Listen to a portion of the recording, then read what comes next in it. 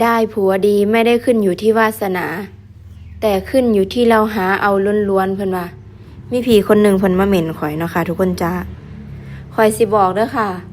จักสิไปหาเอาอยู่ไสเนาะค่ะถ้าบุญวาสนาเพิ่นบ่นำพาทรงข่อยเชื่อโลดเลยค่ะว่าร้อยทั้งร้อยค่ะหาบันไดมันก็หาบ่พอดอกค่ะจักสิไปกลเอาคืออยู่หิ้วอีกกระปูมันก็บ่ได้นะคะทุกคนจ้าข่อยเว้าแบบบ่ได้ดราม่าบ่ได้โลกสวยนะคะทุกอย่างค่ะเฮาหาก็จริงค่ะแต่ถ้าบุญภาระบ่นำพาเฮาไปพ้อคนที่ดีเฮาก็ได้พ้อแต่สามีที่บ่เป็นตาสะแตกนั่นล่ะค่ะทุกคนจ้า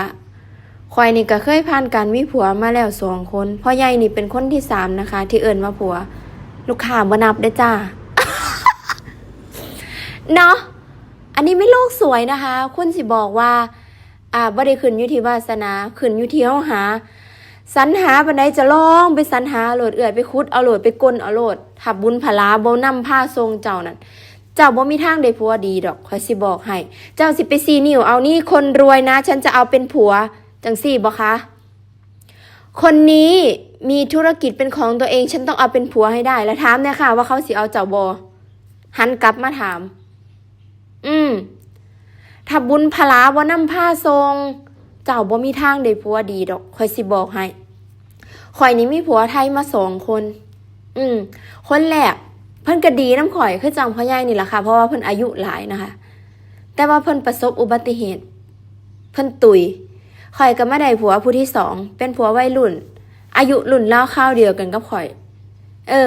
อันนี้ก็บ่เป็นตาสะแตกค่ะนอนกินนั่งกินค้าขึ้นห่างเบิ่งพ่อกับแม่ข่อยเฮ็ดเวียกเสยนี่ล่ะค่ะเขาเอิ้นผลาข่อยเฮ็ดเวียกงงๆๆอยู่แม่ย่าบอกว่าจะแม่นมึงดุมึงพาลูกกูลำบากลูกกูต้องมาลำบากเฮ็ดเวียกซอยมึงพี่ได้ย่าข่อยบอกให้ข่อยนะย่าผู้ที่2นะแล้วมือข่อยก้าวขาออกจากเฮือนย่าบอกว่าจังได๋ฮู้บ่ฮิละเซินมึงไปคันมึงสิหาได้ดีกว่ากูกับลูกซ้ายกูฮิละเซินนี่ล่ะคำฝังใจข่อยที่ข่อยสิบอกว่าทุกอย่างมันเกิดอยู่ที่วาสนาหรือบุญพละสำหรับข่อยนะแต่สำหรับคนอื่นเพิ่นอาจจะบอกว่าเพิ่นชี้นิ้วได้เพิ่นเลือกได้คุณมีสิทธิ์เลือกคุณเลือกไปเลยค่ะแต่ว่าข่อยนี่ขอให้พละนำพาทรงข่อยซะเพราะว่าข่อยบ่มีสิทธิ์เลือกข่อยบ่ได้งามข่อยบ่ได้เลิศเลอเพอร์เฟกต์เนาะข่อยเป็นผู้หญิงธรรมดาบ้านๆคนหนึ่งเนาะทุกคนคะ